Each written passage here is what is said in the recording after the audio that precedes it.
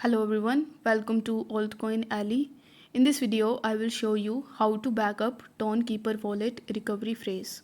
So it is a very simple and easy thing to do. So make sure that you first launch your Tonkeeper wallet into your account, and then you just have to log in into your account if you haven't already. Afterwards, you simply need to tap on this gear icon in the top right hand corner and select the backup option. Then tap on the backup manually option and you will be able to find the 24 words of secret phrase in front of you. So you just have to copy that phrase from here and you need to keep that phrase somewhere safe. Do not share that phrase with anyone as it might hamper your Telegram or your Tonekeeper wallet. So once you have successfully backed up, in order to add extra layer of security into your account, you need to come to the settings and then tap on the security option. Here you can turn the toggle button on right next to use finger point and lock screen, and you can even change your passcode if you want to.